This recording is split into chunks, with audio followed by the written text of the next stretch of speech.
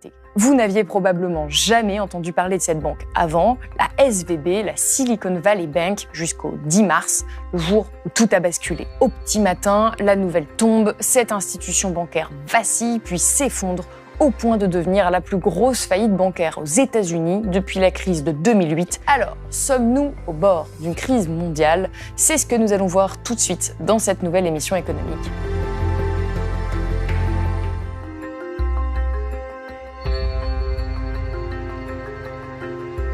Après 48 heures de panique, ce sont les autorités américaines qui ont pris la décision de fermer la SVB pour limiter le risque de contagion. C'est désormais la FDIC, l'agence qui gère l'assurance des dépôts bancaires, qui administre la banque. C'est une sorte de procédure d'urgence de l'État en cas de faillite qui permet d'assurer les fameux 250 000 $ par déposant. Mais comme on l'a dit plus tôt, il s'agissait surtout de dépôts de gros investisseurs, donc beaucoup n'étaient logiquement pas assurés. Et là, attention, coup de théâtre. Le gouvernement américain est exceptionnellement intervenu pour annoncer que, finalement, l'intégralité des dépôts serait garantie par l'État. Le président en personne s'est même exprimé à ce sujet. All customers who had deposits in these banks can rest assured they'll be protected and they'll have access to their money as of today. Il faut bien comprendre ce que ces déclarations veulent dire. Ça revient à jouer à un jeu, établir des règles du jeu de base, en l'occurrence que l'État ne rembourse personne au-delà de 250 000 $, mais en cours de jeu, les règles changent et désormais, l'État garantit tout l'argent perdu. C'est toujours le même principe. Si moi je prends des risques, quand tout va bien, j'en récolte les fruits. Mais quand tout s'effondre, les pertes sont mutualisées, puisque, rappelons-le, cet argent de l'État américain, c'est aussi celui des contribuables. Alors pourquoi est-ce que les règles changent ainsi en cours de route? Parce que le système est en réalité instable et que rien n'est pire que la panique dans le monde de la finance. Notre économie dépend de la stabilité de ce monde-là. L'objectif du président américain après cette faillite, et de tous les autres gouvernements du monde, c'était de rassurer les marchés à tout prix. La Fed, la Banque centrale américaine, s'est par exemple engagée à prêter les fonds nécessaires à d'autres banques qui en auraient besoin pour répondre aux éventuelles demandes de retrait de leurs clients. L'objectif, éviter d'autres bank runs. Et sur le plan politique, partout dans le monde, les responsables disent que tout va bien, car ils n'ont pas d'autre choix. N'importe quelle autre déclaration pourrait faire l'effet d'une prophétie auto-réalisatrice, et la France ne fait pas exception. Calm down, and just have a look at the reality. The reality is that the banks that you just mentioned, and I would say the French banking system, is not exposed to the Silicon Valley Bank. Is not exposed to the Silicon Valley Bank.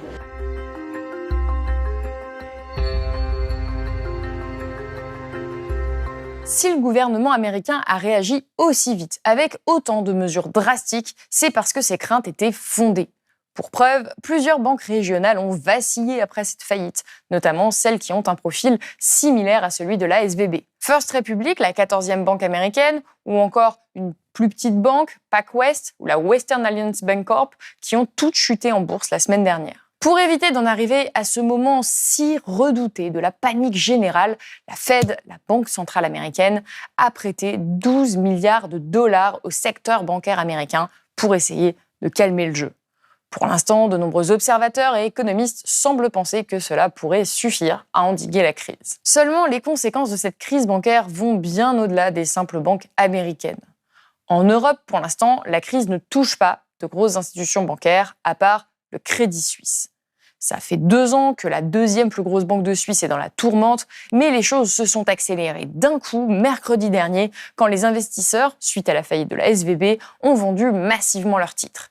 Et ça a inquiété énormément de banquiers et de gouvernements, car Crédit Suisse est l'une des 30 banques les plus importantes au monde, et si elle sombre, ça pourrait avoir des conséquences dramatiques pour l'ensemble du monde de la finance. L'État suisse est donc sous pression des partenaires économiques de la Suisse et il est aux aguets depuis des jours pour empêcher à tout prix la faillite de cette banque. La Banque centrale suisse lui a prêté 50 milliards de francs, mais ça n'a pas suffi à calmer les inquiétudes. Alors après des jours de négociations, une décision drastique a été prise ce dimanche 19 mars. La première banque suisse, UBS, a accepté de racheter sa rivale, Crédit Suisse. La transaction s'élève à 3 milliards de francs suisses payables en actions UBS. Ça revient à acheter l'action 76 centimes seulement, alors qu'elle valait encore 1,86 francs suisses vendredi soir. Si l'accord a été trouvé à cette heure-là, un dimanche soir, c'est parce qu'il fallait absolument une information rassurante pour la réouverture des marchés lundi matin. Et là encore, l'État a dû passer à la caisse. La Confédération offre une garantie de 9 milliards de francs suisses à UBS et la Banque centrale suisse offre une ligne de crédit de 100 milliards.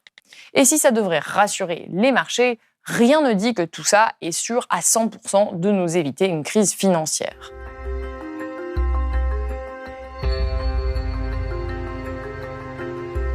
Alors, la grande question qui sous-tend cette vidéo est: sommes-nous au bord d'une crise financière mondiale? Déjà, ce qu'il faut souligner, c'est que les crises financières sont difficiles à prévoir.